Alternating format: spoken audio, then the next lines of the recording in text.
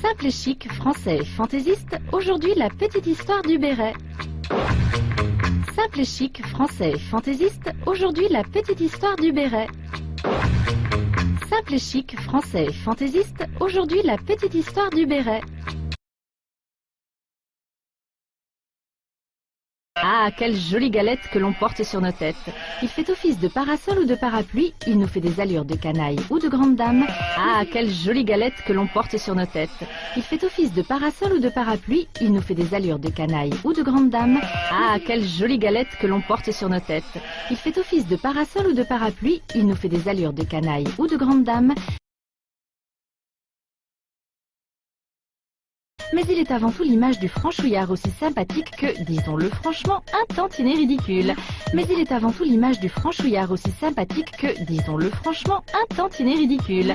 Mais il est avant tout l'image du franchouillard aussi sympathique que, disons-le franchement, un tantinet ridicule. Mais attention, défense de se moquer, car l'histoire du béret a quelque chose de sacré. Mais attention, défense de se moquer, car l'histoire du béret a quelque chose de sacré. Mais attention, défense de se moquer, car l'histoire du béret a quelque chose de sacré. La légende raconte que le premier à l'avoir inventé, c'est Noé, celui de l'arche de Noé. La légende raconte que le premier à l'avoir inventé, c'est Noé, celui de l'arche de Noé. La légende raconte que le premier à l'avoir inventé, c'est Noé, celui de l'arche de Noé. Après avoir sauvé ses animaux, Noé s'est aperçu qu'au fond de son bateau, la toison des moutons s'était transformée en feutre. Après avoir sauvé ses animaux, Noé s'est aperçu qu'au fond de son bateau, la toison des moutons s'était transformée en feutre. Après avoir sauvé ses animaux, Noé s'est aperçu qu'au fond de son bateau, la toison des moutons s'était transformée en feutre. Il en découpa un morceau, le mit sur la tête, et c'est ainsi que le premier béret est né. Il en découpa un morceau, le mit sur la tête, et c'est ainsi que le premier béret est né. Il en découpa un morceau, le mit sur la tête, et c'est ainsi que le premier béret est né. Mais plus sérieusement, les vrais pères du béret sont les bergers béarnais. Mais plus sérieusement, les vrais pères du béret sont les bergers béarnais. Mais plus sérieusement, les vrais pères du béret sont les bergers béarnais. L'origine du béret dans le pays Barn et également dans le pays basque, il est important de préciser que le petit garçon à l'âge de 10 ans, l'origine du béret dans le pays Barn et également dans le pays basque, il est important de préciser que le petit garçon à l'âge de 10 ans, l'origine du béret dans le pays Barn et également dans le pays basque, il est important de préciser que le petit garçon à l'âge de 10 ans se voyait remettre de manière tout à fait officielle son premier béret et c'était son entrée dans le monde des adultes. Se voyait remettre de manière tout à fait officielle son premier béret et c'était son entrée dans le monde des adultes. Se voyait remettre de manière tout à fait officielle son premier béret et c'était son entrée dans le monde des adultes. C'était un passage vraiment incontournable pour l'enfant et qui avait son importance sociale. C'était un passage vraiment incontournable pour l'enfant et qui avait son importance sociale. C'était un passage vraiment incontournable pour l'enfant et qui avait son importance sociale.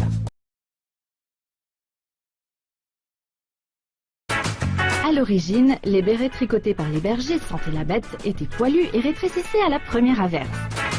À l'origine, les bérets tricotés par les bergers sentaient la bête, étaient poilus et rétrécissaient à la première averse. À l'origine, les bérets tricotés par les bergers sentaient la bête, étaient poilus et rétrécissaient à la première averse.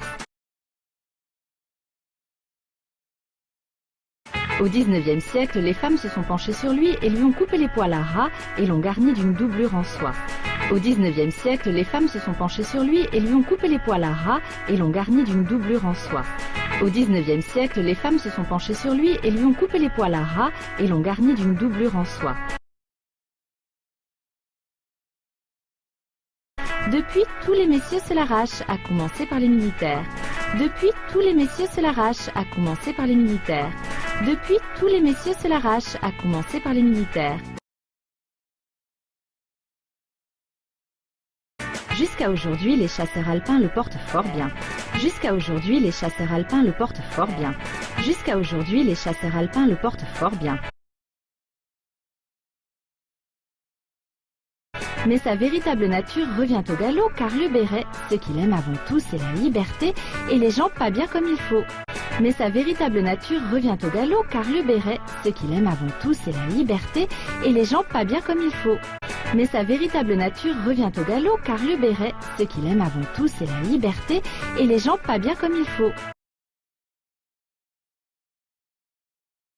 Il y a pour moi deux facettes typiques, c'est le héros et le salaud. Il y a pour moi deux facettes typiques, c'est le héros et le salaud. Il y a pour moi deux facettes typiques, c'est le héros et le salaud. Alors il y a les héros comme Che Guevara, et puis il y a le salaud type Louis de Funès, qui porte toujours des bérets, je crois qu'il en a un dans la traversée de Paris. Alors il y a les héros comme Che Guevara, et puis il y a le salaud type Louis de Funès, qui porte toujours des bérets, je crois qu'il en a un dans la traversée de Paris. Alors il y a les héros comme Che Guevara, et puis il y a le salaud type Louis de Funès, qui porte toujours des bérets, je crois qu'il en a un dans la traversée de Paris. Il y a le résistant qui est le héros, qui a un béret, et puis il y a le collabo qui a aussi son béret. Il y a le résistant qui est le héros, qui a un béret, et puis il y a le collabo qui a aussi son béret. Il y a le résistant qui est le héros, qui a un béret, et puis il y a le collabo qui a aussi son béret. Puis le béret devient bon chic, bon genre. C'est Madame Coco Chanel qui le fait monter sur les podiums. Elle contamine les États-Unis avec une nouvelle maladie, la bérétophilie. Puis le béret devient bon chic, bon genre. C'est Madame Coco Chanel qui le fait monter sur les podiums.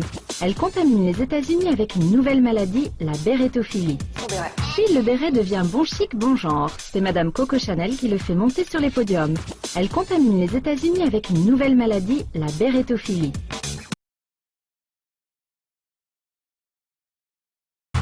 Cette petite toque ronde est plus qu'un simple chapeau, c'est un état d'esprit, une personnalité. Et selon la façon de le porter, on affiche sa singularité. Bien, cette petite toque ronde est plus qu'un simple chapeau, c'est un état d'esprit, une personnalité.